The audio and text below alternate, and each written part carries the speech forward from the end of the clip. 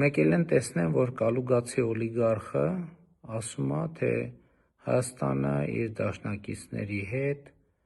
շանտաժով է խոսել կամ խոսում։ Այսինքն, երբ Բելարուսի նախագահը պատմում էր, թե ինքը ինչպես է մասնակցել Ադրբեջանի կողմից 44-օրյա պատերազմի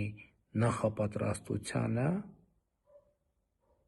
էդ էր մեր շանտաժը, թե էն էր մեր շանտաժը, երբ որ Բելարուսի նախագահը ասում էր, որ Հայաստանը ում է պետք, Հայաստանին ոչ մի տեղ չեն սպասում և չեն ընդունում, էդ էր մեր շանտաժը։ Կամ լավ, հեղափոխությունից առաջ գնանք, եթե մենք շանտաժ էինք անում, հեղափոխությունից առաջ շանտաժ չէին անում, խելոք էին վարվում, 2016 թվի առաջարկները Ղարաբաղի հարցի հետ կապված որտեղից ստեղծվեցին, ոնց ծնվեցին, ով էր շանտաժ անում, բայց ժամանակ մենք չկայինք, և դրան նախորդող իրադարձությունները ինչպես տեղի ունեցան։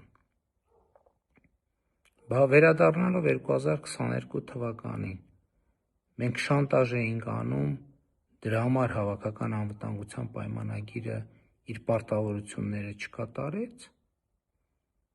լավ, մենք շանտաժ էինք անում, բայց 90-ականների սկզբին, երբ որ Արծվաշենը ընկնում էր, նոր պարզվեց, ՀԱՊԿ-ը նույն պատասխաններն ա տվել, բա այն ժամանակ ով էր շանտաժ անում։ Եվ հիմա պետք է հասկանալ, Կալուգացի օլիգարխը ում կողմից է ընդհանրապես, և այս հարցին պետք էր անդրադառնալ դեռ 2020 թվականին, երբ որ Կալուգացի օլիգարխը չեզոքի դիրքերից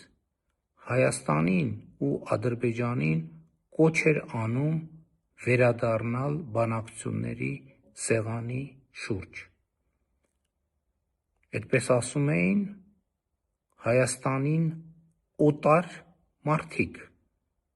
օտար գործիչները, օտար սուբյեկտները, բա սրա պատասխանը ինչի՞ չի հնչել մինչև այսօր։